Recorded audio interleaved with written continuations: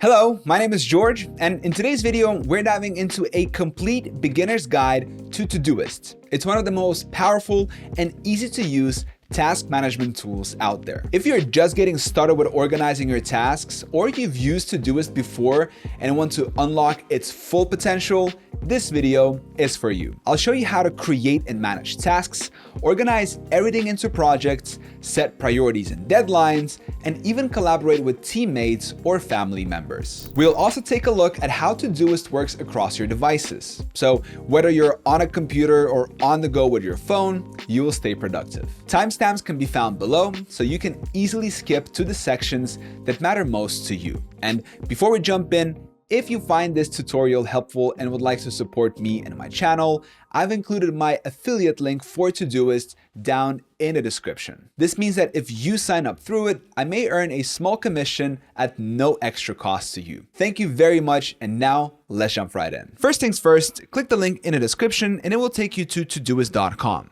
The great thing is, Todoist has a free version that gives you more than enough to get started. They do offer pro and business plans too, but for now, we'll stick with the free plan. Click the Start for Free button and you can sign up using your Google account, Apple ID, or just a regular email. I'll go with Google here. It's quick and easy. Once you're signed in, Todoist will walk you through a quick setup. First, it'll ask you for your name and whether you're planning to use Todoist with a team. Since I'm just setting this up for myself, I'll go ahead and turn that off. Next, you'll be asked how you plan to use Todoist, like for work, personal tasks, school, or a side project. You can actually pick more than one option here, so don't worry if you want to use it for multiple areas of your life. Just check the boxes that apply and click Launch. And that's it, you're in. All right, here we are in the Todoist dashboard. Let me give you a quick tour so you know where everything is. Over on the left, you've got your main navigation. There's the inbox, which is where tasks go if you don't assign them to a project. Then there is today, which shows you everything that's due today, and upcoming, which gives you a calendar view of tasks coming up. Below those, you will see your My Projects section. These are folders where you can organize related tasks together. You'll also notice labels, filters, and some other settings, but we'll get to those a little later. At the top, there's a quick Add button so you can add a task no matter where you are. Let's go ahead and add our first task. I'll click on the inbox, add a task, and type buy groceries. Then I'll press enter. And voila, you've just added a task. It's really that simple. Just type what you need to do and it shows up in your list. Let me add a few more here. Call mom, finish report, pay internet bills. You can keep going and brain dump everything you need to do, big or small, and sort it out later. Now, what's really cool about Todoist is that it has natural language processing. That means you can type something like submit timesheet every Friday at 10 a.m. and it'll automatically turn that into a recurring task. We'll talk more about that in the next section, but just know Todoist is smart. You can click on any task to open up the details. From here, you can add a due date, move the task to a project, set a priority, add labels, and even attach comments or files if you're on a premium plan. This is great if you want to add more context or break things down further. For example, if finish report is too vague, I might add a comment, due Monday, check spreadsheet tab 3, and update charts. Now that you've added some tasks, let's organize them a bit. Todoist uses projects to group related tasks together. Let's say I'm planning a vacation. I'll click Add Project and call this one Vacation Planning. You can also choose a color to help it stand out. I'll go with blue. Inside the project, I'll add tasks like book flights, reserve hotel, renew passport, and maybe create packing lists. Each of these tasks lives inside the Vacation Planning project, which makes it easier to manage everything in one place. You can also break your project into sections. Let's say I want to split my vacation tasks into two groups, before trip and during trip.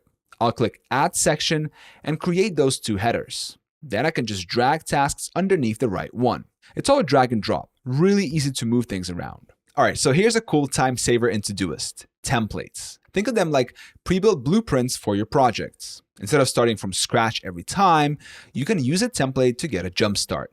Let me show you how. Say you often plan events, trips, or work projects with the same steps. Instead of typing out the same tasks over and over, you can save a project as a template, or grab one from Todoist's library. I'll go ahead and create a new project called Product Launch. Then I'll add some typical tasks. Draft press release, schedule social media posts, and coordinate with marketing team. When it's all set, I'll click the three dots in the top right and choose Save as Template. Now, whenever I want to run another product launch, I just import that template. And voila, all those tasks are ready to roll. No retyping, no forgetting steps. And if you don't want to build your own, Todoist's website has tons of templates for everything from event planning to habit tracking. Just pick one, import it, and off you go. Templates are a great way to save time, stay consistent, and keep your workflow smooth. Seriously, once you start using them, you'll wonder how you ever managed without. Now, you're not limited to one project either. I like to keep separate ones for work, personal, health, and even a reading list. Todoist lets you create up to 5 projects on the free plan. If you upgrade to Pro, that goes up to 300, which is more than most people will ever need. Let's say I added something that was meant for projects to the inbox by accident. No problem. Click the 3 dots next to the task, go to Move To, and pick the project you want. You can also move tasks from inbox to different projects by just dragging the tasks to your preferred project. This makes it really easy to stay organized, even if you're working on multiple things at once. Now, if you like working fast, Todoist also supports keyboard shortcuts. Press Q to quickly add a task from anywhere.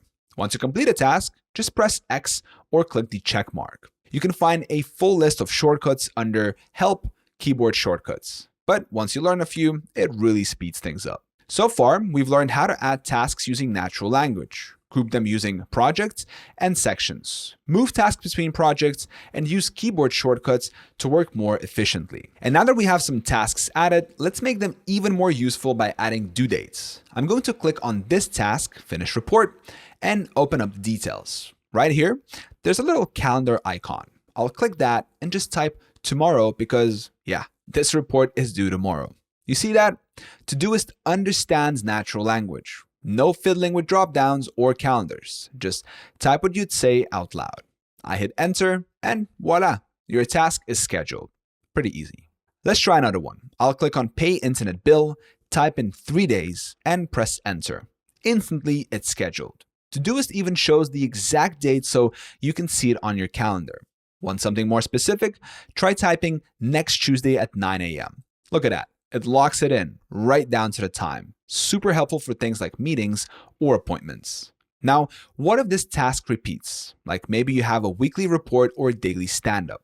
Let me show you how that works.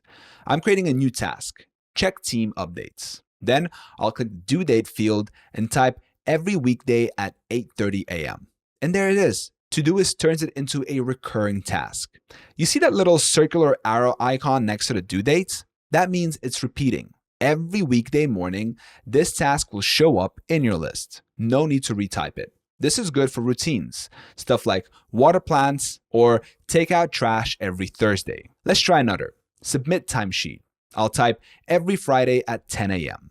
There it goes, set as a recurring task. You never have to worry about forgetting it again. It'll pop up like clockwork. Oh, and here's a cool trick. If you want something to repeat after completion, just type every Monday instead of every 7 days. The difference? Every 7 days creates a fixed schedule, but every Monday waits until you actually check the task off. Then schedules the next one. Let me show you. I'll complete a task that says every 3 days. See that? It schedules the next one for exactly 3 days from now, even if I completed it late. This is super useful when you're running behind but don't want to break the rhythm. Okay, now let's talk about priorities. This is one of my favorite features. Sometimes your task list is just packed and you're thinking, where do I even start? That's where priorities come in. Let's go back to Finish Report. I'm clicking this little flag icon here and I'm selecting priority 1. See how it turns red? That means it's your top priority. I like to think of priority 1 as this must get done today or else. Usually it's stuff like meetings, deadlines, or anything your boss is waiting on. I'll mark another task, reply to client email, as priority number 1 too. Now they both show up in red, right at the top of my list. Priority 2 is next. It shows up orange, and I use this for things that are important but maybe not as urgent, like work on presentation slides or plan team events, stuff you want to move forward but don't need to panic about. Then there's priority 3. It shows up as a blue flag. These are usually quick errands or reminders, things like buy stamps, organize files, or review notes. And what happens if you don't assign any priority? Well, that's priority 4 by default. It's not flagged, so it just sits quietly until you get to it. You can sort your task list by priority so your P1s are always on top. Let me show you. I'll click the sort menu and choose sort by priority. Instantly, my urgent tasks float to the top. This is a game changer when you're overwhelmed and don't know where to begin. Let's go a bit further. I'm going to filter for all tasks that are both due today and marked priority number 1. I click on filters, then tap into the search bar and type today and P1. There we go. Just the essential stuff. Only the most urgent tasks staring back at me. This keeps me laser focused. And you know what? I use this all the time, especially on busy mornings. I'll just click my today's top tasks filter, see exactly what needs attention, and start knocking things out. Here's one more thing. You can combine due dates and priorities to create a rhythm. Like every Monday morning, you might want to prioritize your planning task. Just type plan week at work every Monday P1. Now you've got a recurring task that shows up with top priority every Monday. You can even color code your projects to match your priorities. Like maybe your client work project is red, so it matches your priority number 1 tasks. That way, at a glance, you know what's urgent and what can wait. And the best part, Todoist makes all of this feel natural. It's not like you're spending hours organizing your to-do list. You just type what you want in a way you'd say it, and Todoist handles the rest.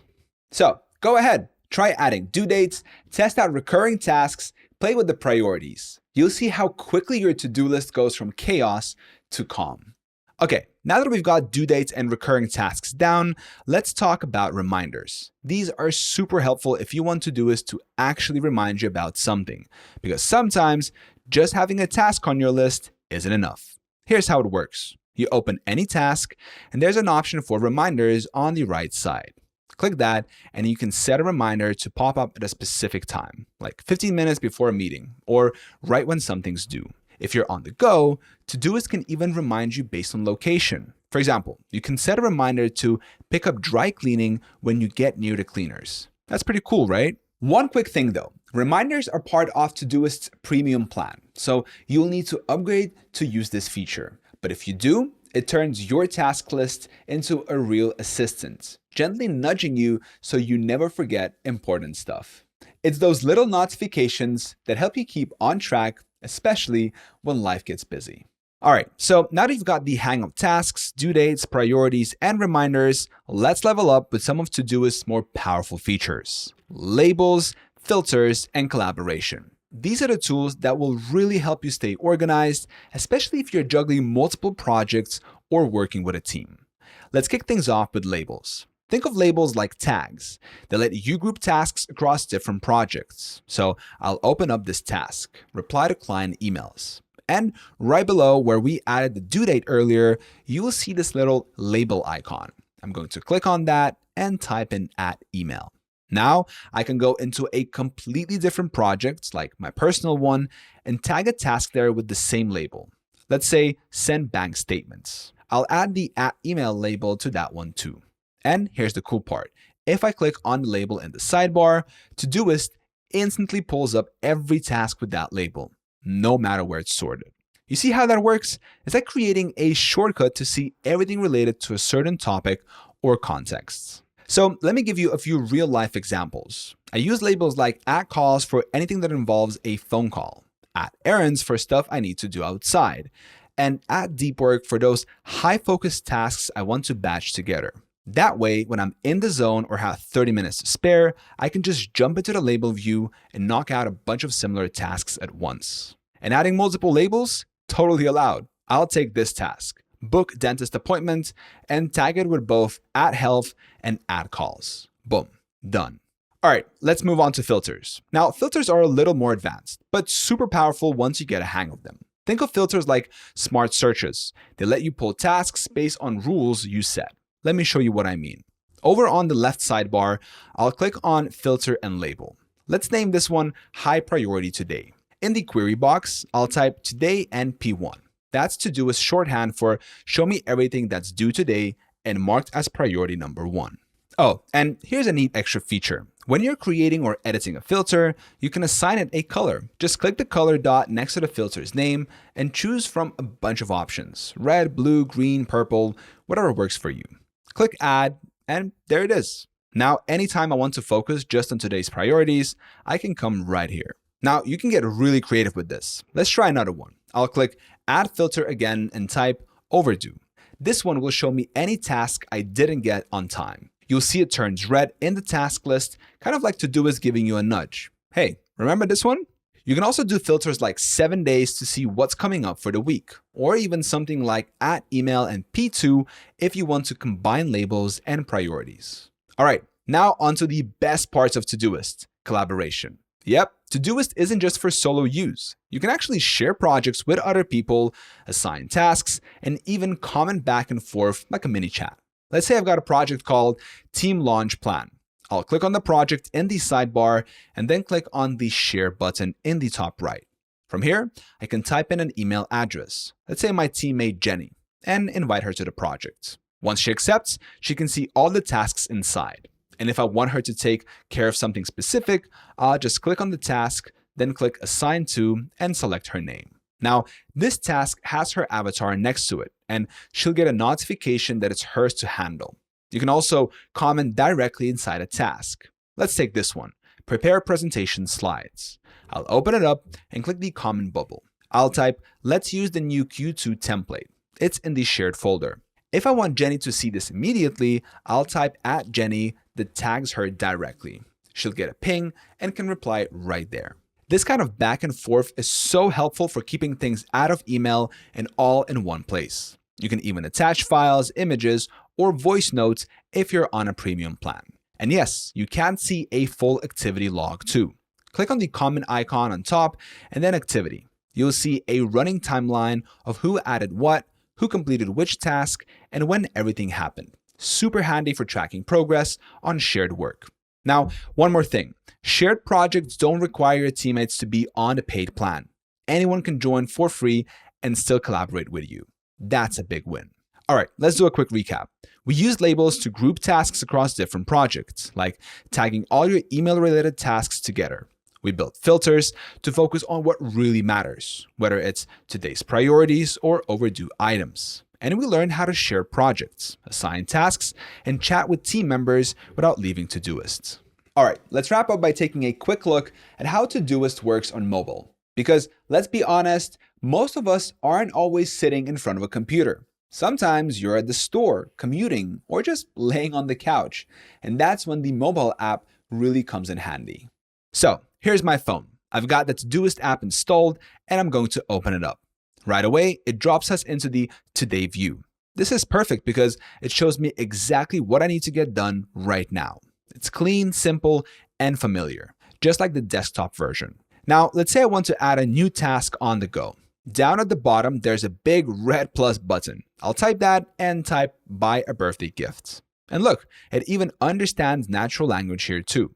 I'll add next Saturday at 3 p.m. Done. Boom, it's added and scheduled. I didn't even have to scroll or dig through menus. If I want to assign this to a project, I just hold on the task and type on move to. Same thing with priorities, due dates, and reminders. It's all here and super intuitive. You can even use voice input if you're in a rush. I'll type the microphone icon and say, call that tomorrow at 8 p.m. And there it is. Todoist adds it automatically with the right date and time. Super convenient. Now, let's talk about gestures. This is one of my favorite parts. Swiping a task to the right, there we go. That selects it.